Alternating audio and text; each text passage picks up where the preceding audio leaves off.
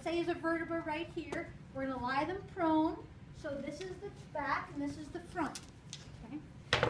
Now, this is like the spinous process. So we look at the spinal cord again. Here's the gray matter and this is the white matter. You have 3 meninges that go around it. The first meninges is the pia mater. Now this pia mater is stuck to it. Okay? This is the arachnoid matter. Just look for a second, then I'll stop the video and then I'll tell you again. There it is right there. You got to look really carefully. And then this is the dura mater. So here's the pia, there's the arachnoid matter, there's the dura mater. Now, then you have epidural fat here with blood vessels. And this is where these little things are called arachnoid villi. And that's where the CSF is going to dump back into the blood. You see the blood vessels. So CSF is made in the ventricles of the brain and through the choroid plexus, and then the CSF goes back to the blood at the arachnoid villi in this area here. Now this is another dura mater. The dura is actually split into 2 in this area right here, but I'm probably going to ask you this one, not this one. Okay? Again, look over here. Do you see this butt cheek? That's the dorsal root ganglion, so you know that's the back.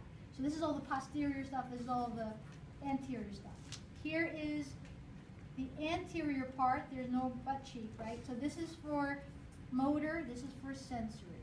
So we have pia mater, arachnoid mater, dura mater, epidural fat, and then there's another part of the dura mater. Now, right here, this is the arachnoid mater. What's below the arachnoid? Subarachnoid space. That's this big one here. Between the dura mater and the arachnoid mater, just below the dura, is the subdural space. It's right there. Can you come closer? So come really close so you can see. So dura, arachnoid, keep going. Dura, arachnoid, and then subdural space, subarachnoid space. There's no space under pia. Okay, good. So you ready? So we have this person, and then we're going to lie them down. We're going to chop their spinal cord. So when you chop it, now the spinal cord is going to look round or oval. So this is the actual spinal cord. You have something that looks like either a butterfly or a capital H, whichever one you want to look at. And here they raise the capital H or the butterfly so you can kind of see it a little bit differently. Okay? Now, in the cerebrum, the cortex was dark and the inside was white. Now here, this is reversed. The spinal cord is reversed. So the inside is now dark. This is gray matter. And this is white matter all around. Okay, so I'm going to show you here the gray matter. This is, imagine gray. I think of gray horns like of a rhinoceros. The horn is gray. It doesn't look white. So when I think horn, I think gray. So right here, this is the gray commissure, okay? And it's the bridge between the left and the right side. Right smack in the middle, which is the center, is a canal. Oh, we call it central canal. That's easy. When you come to either side of the capital H or the butterfly, you have 3 horns. If you look on the top here, remember this person is lying down, so this is the posterior side. This is the posterior gray horn. Just watch up here for a second. This is the posterior gray horn, this is the lateral gray horn, and this is the anterior gray horn. If you want to call it dorsal gray horn and lateral and ventral, by all means, that's okay.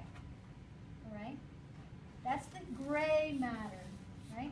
This is the white matter over here. Now, in the front here, you have white columns, and you have, these are the anterior columns, because things are going to run up this column up to their brain or down from their brain, the different columns. The dorsal tends to be sensory, and the ventral tends to be motor. These are the dorsal. You have one here, column, and one here, and one here. Okay, and then these are the anterior columns, and these are the lateral columns over here. The other thing you need to know is that there is a crack right here in the front. It is, because it's in the front, it's anterior, it's in the middle, so it's median, and it's a crack, so it's a fissure. So I try to remember AMF, anterior median fissure, median. The one on top is not a fissure, it's a sulcus. This is the posterior median sulcus. I call it PMS, posterior median sulcus. How do you know which is the anterior and which is the posterior? If you come and look up here for a second, right? You see that there are fibers, okay, here. These are the fibers. Now the front, these anterior fibers are going to go into and become a spinal nerve for the front, anterior part of the spinal nerve. This in the back is the posterior spinal part of the spinal nerve. And right here you have this swelling. The swelling is called a ganglion. And this is the dorsal root ganglion, DRG. Dorsal root ganglion. The dorsal root, I always try to remember that things always go into the back door and come out the front door. Okay? So the dorsal root ganglion has the nuclei of the neurons that are traveling into the spinal cord, into the central nervous system, so those are sensory. They are afferent. And then the ones coming out are the efferent, and those are motor.